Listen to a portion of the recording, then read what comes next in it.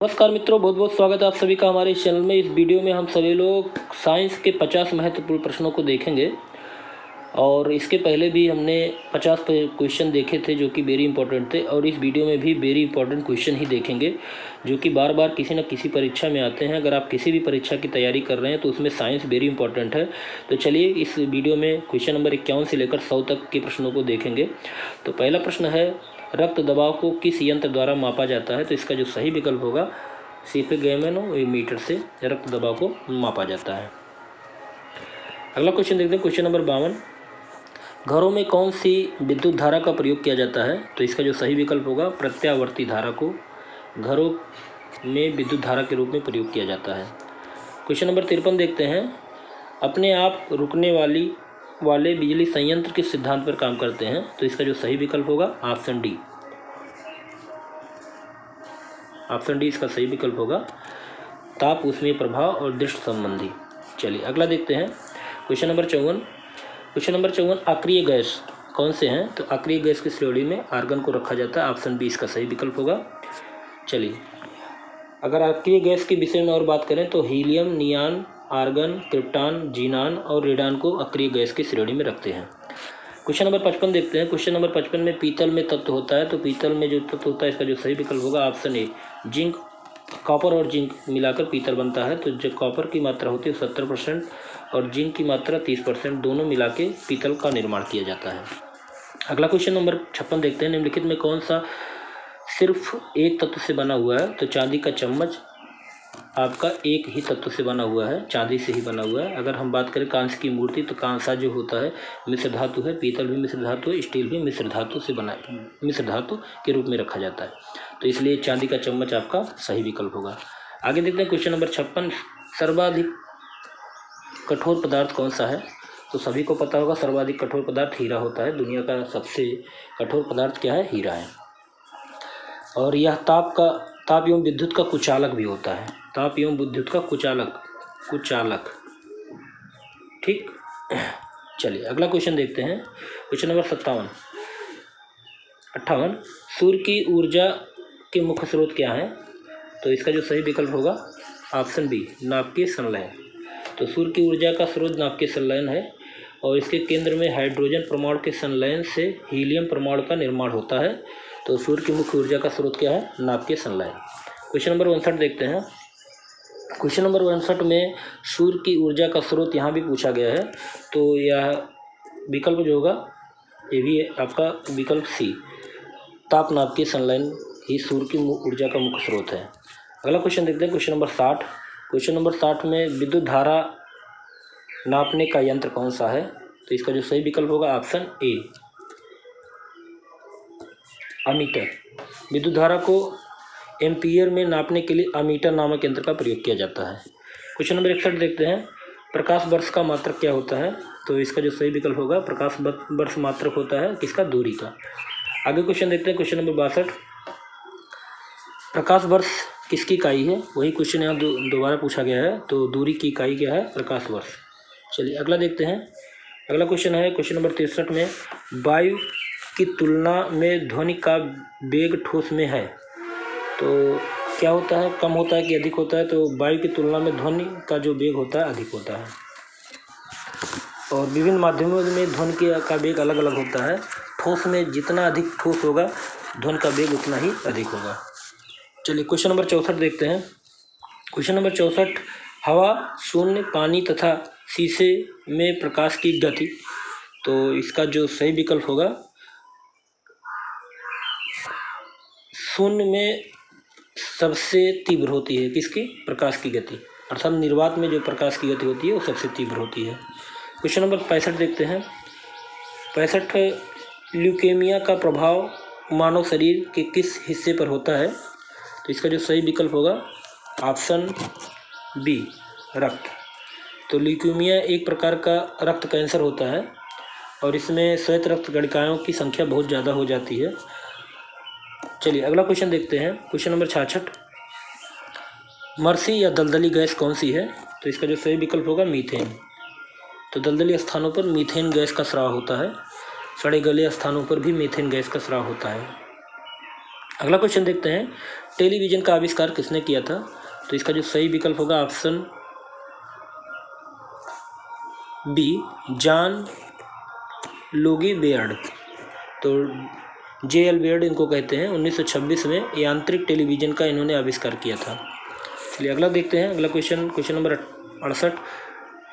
उसी प्रश्न को यहाँ पूछा गया है, टेलीविज़न का आविष्कार किसने किया था? तो J.L. बेयर्ड ने टेलीविज़न का आविष्कार किया था। क्वेश्चन नंबर 69 देखते हैं। मलेरिया का कारण क्या होता है? तो इसका जो सही विकल्प है प्रोटोजोआ। मलेरिया का कारण क्या होता है? प्रोटोजोआ। क्वेश्चन नंबर 70 देखते हैं। क्वेश्चन नंबर 70 में पूछा जा रहा है, निम्नलिखित में से कौन सा रोग विषाणु से नहीं होता है? इसका जो सही विकल्प होगा प्लेग। प्लेग जो है जीवाणु द्वारा उत्पन्न रोग है। प्लेग जो है जीवाणु, ठीक। बाकी चेचक, पीलिया और खसरा आपका विषाणु से होता है। चलिए अगला क्वेश्चन नंबर 71 देखते हैं। वायु में ऑक्सीजन की मात्रा क्या होती है? तो वायु में ऑक्सीजन की अगर मात्रा देखें तो लगभग 25%। वायु में 25% नहीं, लगभग 20% आपका वायु में ऑक्सीजन की मात्रा देखने को मिलती है। और नाइट्रोजन अगर देखें तो नाइट्रोजन 78.07% होता है और ऑक्सीजन जो होता है वो 20.93 होता है, ठीक। और कार्बन डाइऑक्साइड 0.032% होता है और आर्गन जो होता है 0.95% होता है। तो सबसे ज़्यादा वायुमंडल में आपका नाइट्रोजन गैस देखने को मिलेगा। चलिए अगला क्वेश्चन नंबर 72 देखते हैं। क्वेश्चन नंबर 72 में पूछा जा रहा है, वायुमंडल में निम्नलिखित में से किस तत्व की प्रचुरता होती है? तो इसमें नाइट्रोजन की सबसे ज़्यादा प्रचुरता होती है, ठीक। तो वायुमंडल में सबसे ज़्यादा किसकी प्रचुरता तत्व की होती है? नाइट्रोजन की। अगला क्वेश्चन देखते हैं। Question number 73। एनीमिया रोग किसकी कमी से होता है? तो इसका जो सही विकल्प होगा लोहा। एनीमिया अर्थात रक्त क्षीणता भी इसको कहते हैं और ये लौह तत्व की कमी के कारण होता है। अगला देखते हैं। Question number 74। खनिज तत्व जिसकी कमी से आदमी में ग्वाइटर रोग हो जाता है, तो ग्वाइटर होता है। तो इसका जो सही विकल्प होगा option C, iodine. Question number 75 देखते हैं। चमगादड़ अंधेरे में भी बाधा से बचकर उड़ सकते हैं क्योंकि? तो इसका जो सही विकल्प होगा, तो इसका जो सही विकल्प है ऑप्शन बी, अल्ट्रासोनिक किरणों से अपना रास्ता ढूंढते रहते हैं। चलिए अगला क्वेश्चन देखते हैं। Question number 76। क्वेश्चन नंबर 76 में निम्न में से किसका उपयोग करने से कुछ फलों को समय से पहले पकाया जा सकता है? तो इसका जो सही विकल्प है ऑप्शन डी, इथिलीन। फलों को समय से पूर्व पकाने के लिए इथिलीन का प्रयोग किया जाता है। क्वेश्चन नंबर 77 देखते हैं। क्वेश्चन नंबर 77 में गतिमान बस अचानक रुकती है तो सवारी आगे की ओर धक्का खाती है क्योंकि? तो इसका जो सही विकल्प होगा ऑप्शन सी, सवारियों की निष्क्रियता, ठीक। तो क्योंकि यदि कोई वस्तु विरामावस्था में है तो वह विरामावस्था में ही रहेगी और यदि एक समान चाल से सीधी रेखा में चले तो वैसे ही चलती रहेगी जब तक कोई इस पर बाहरी बल ना लगाया जाए, ठीक। चलिए अगला देखते हैं। Question number 78। थलीय स्तनियों में सबसे तेज धावक कौन सा है? तो इसका जो सही विकल्प होगा ऑप्शन सी, चीता। चीता जो है वो पृथ्वी पर रहने वाले सभी स्तनधारियों में सबसे तेज धावक कहलाता है। अगला क्वेश्चन नंबर 79। हंसने वाली गैस कौन सी है? तो नाइट्रस ऑक्साइड N2O, ये हंसने वाली गैस आपका ऑप्शन बी सही है। चलिए क्वेश्चन नंबर 80 देखते हैं। क्वेश्चन नंबर 80 में बैटरी में अम्ल प्रयोग किया जाता है तो इसका जो सही विकल्प होगा ऑप्शन सी, सल्फ्यूरिक एसिड। तो बैटरी में जो होता है सल्फ्यूरिक एसिड का प्रयोग किया जाता है। अगला क्वेश्चन देखते हैं। Question number 81। निम्नलिखित में से कौन से रसायन को भारत सरकार द्वारा पेट्रोल में मिश्रित करने की स्वीकृति दी गई है? तो इसका जो सही विकल्प होगा ऑप्शन बी, एथेनॉल। भारत सरकार ने पेट्रोल में एथेनॉल को मिश्रित करने की स्वीकृति दे दिया है।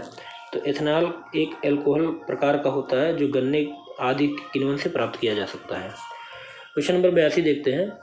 डीजल इंजन पेट्रोल इंजन से भारी होता है क्योंकि? इसका जो सही विकल्प होगा ऑप्शन बी,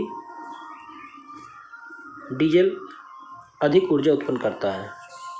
अगला क्वेश्चन देखते हैं, क्वेश्चन नंबर 83, बर्फ की सिल्लियाँ लकड़ी के बुरादे से क्यों ढकी जाती है? तो इसका जो सही विकल्प होगा, तो इसमें तीनों विकल्प नहीं सही है, इसलिए इसका जो सही विकल्प होगा ऑप्शन डी। ठीक, क्योंकि निश्चित ताप पर ठोस का द्रव में बदलना गलन कहलाता है। तो बर्फ़ की सिल्लियाँ लकड़ी के बुरादे से ढकने से उसका गलनांक कम हो जाता है। तो जैसा कि इसमें कोई भी विकल्प ऐसा नहीं बताया जा रहा है किसी भी विकल्प में, तो इसलिए इसका जो सही विकल्प होगा ऑप्शन डी। चलिए अगला देखते हैं, कोबरा के काटने पर विष प्रभावित करता है। तो इसका जो सही विकल्प होगा ऑप्शन बी, खून के दौरे को। ठीक, कोबरा तथा कैरेट के काटने पर हीमोग्लोबिन नष्ट हो जाता है। ठीक है, इस कारण से खून के दौरे को रोकता है और कुछ ही देर में व्यक्ति की मृत्यु भी हो सकती है। क्वेश्चन नंबर 85 देखते हैं। क्वेश्चन नंबर 85 में निम्नलिखित में से कौन सर्वाधिक रेडियो एक्टिव तत्व होते हैं? तो इसका जो सही विकल्प होगा रेडियम, ऑप्शन सी। ठीक, रेडियम सर्वाधिक रेडियो एक्टिव तत्व, इन सभी विकल्पों में से आपका रेडियम सबसे अधिक रेडियो एक्टिव तत्व है। चलिए अगला देखते हैं, क्वेश्चन नंबर 86, तापक्रम जिस पर पदार्थ द्रव में परिवर्तित होता है कहलाता है। तो इसका जो सही विकल्प होगा गलनांक, ऑप्शन बी।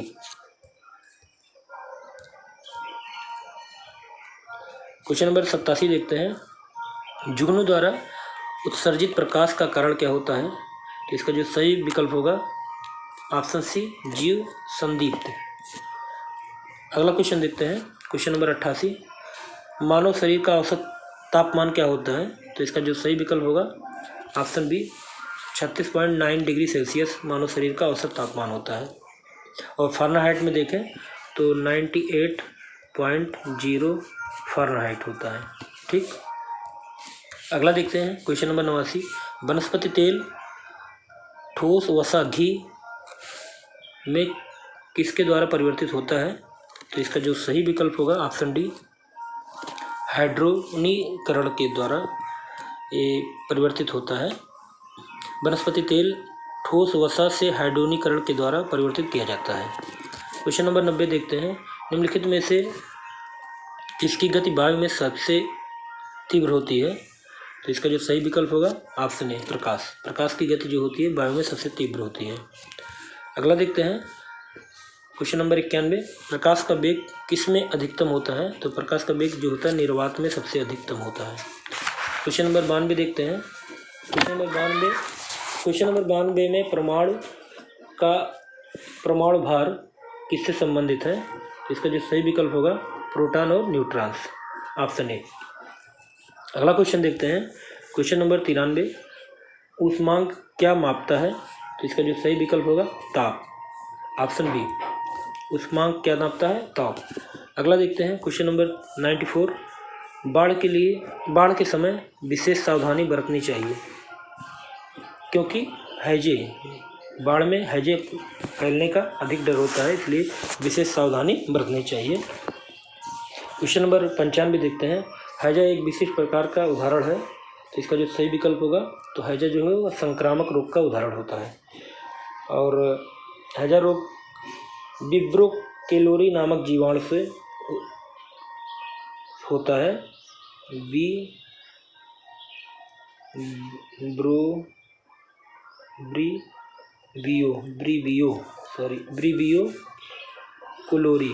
ब्रीवियो कोलोरी। ठीक, अगला क्वेश्चन देखते हैं 96, प्रेशर कुकर में खाना जल्दी बनता है क्योंकि? इसका जो सही विकल्प होगा ऑप्शन बी, उच्च दबाव और भाप का उच्च ताप होता है, इसलिए प्रेशर कुकर में खाना जल्दी बनता है। क्वेश्चन नंबर 97 देखते हैं, बर्फ़ पानी में तैरती है क्योंकि? ऑप्शन ए इसका सही है, बर्फ़ का आपेक्षिक घनत्व पानी की आपेक्षिक घनत्व से कम होता है, इसलिए बर्फ़ जो होता है पानी में तैरता है। अगला देखते हैं, क्वेश्चन नंबर 98, आंसू गैस में क्या पाया जाता है? तो इसका जो सही विकल्प होगा आंसू गैस में CaC पाया जाता है। ऑप्शन बी इसका सही है, CS पाया जाता है। ठीक, अगला देखते हैं क्वेश्चन नंबर 99। हाल ही में निम्नलिखित में से किस देश में टाइफून साओमी का प्रकोप हुआ था, जो पिछले 50 वर्षों में आने वाला सबसे अधिक शक्तिशाली तूफान था? तो इसका जो सही विकल्प होगा ऑप्शन सी चीन था। तो ऐसे करंट का क्वेश्चन है, इससे कोई मतलब नहीं है। अगला क्वेश्चन देखते हैं। अगला क्वेश्चन है साबुन का अच्छा फेन जिस पानी में बनता है उसे कहते हैं? तो इसका जो सही विकल्प होगा सख्त पानी, जिसको कठोर पानी कहते हैं। तो कठोर जल में मैग्नीशियम व कैल्शियम के क्लोराइड व सल्फेट घुले रहते हैं, जो साबुन के साथ क्रिया करके जल में अघुलनशील यौगिक बनाते हैं, जिसके कारण कठोर जल में साबुन के साथ झाग नहीं बनता है। ठीक, तो साबुन का अच्छा फेन जिस पानी में नहीं बनता है क्या होता है? कठोर जल। तो आपको ये वीडियो कैसा लगा? अगर अच्छा लगा हो सब्सक्राइब लाइक ज़रूर कीजिएगा। अगले वीडियो में इसी तरह से महत्वपूर्ण प्रश्नों को लेकर मिलेंगे। तब तक के लिए जय हिंद।